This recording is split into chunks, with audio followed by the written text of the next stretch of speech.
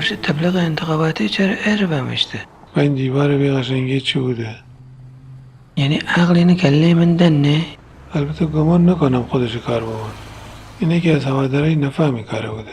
اما همه حواس جمع کنیم از این هوادارای نفهم نداریم. البته هر آدم نفهمی هم یک رأی دانه. اما ده آدم نفهم رای احتیاج نداریم که جان. احتیاج که دانیم. بدبنی تو همه آبرو ببرن. خب موقع انتخابات ایشان یاد دینیم چی بکننده.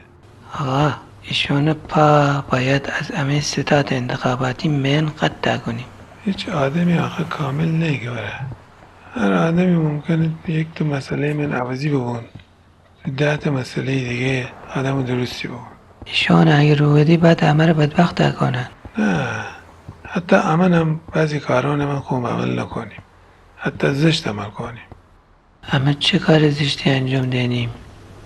رشوه بگیریم، دزدی کنیم، مردم آزاری کنیم. یک سری چیزان من نشانه های بی ملاحظگی ندارم عوضی بودن داریم ده.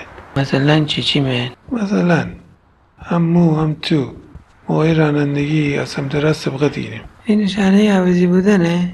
مثل که تو معنی کلمات ندانیه. معنی کلمات دونم. آخه تو نگاه بکن کسی که سمت راست سبقت گینه همیشه طلبکار همیسته. این نشانه چیسته؟ نشانه عوضی بودن نه؟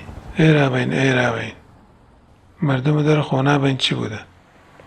این لولو باز کنی برچسبون خسته بوده همه. چی که داری؟ زنگ بزنم ایشونو بده بیرا بگم ده. آقا الان دعوا کنی بعدن به شکایت کنن بعدن رد صلاحیت بنی. دعوای واسه من رد صلاحیت کنن. اهنده جان او باشه تایید نکنن که.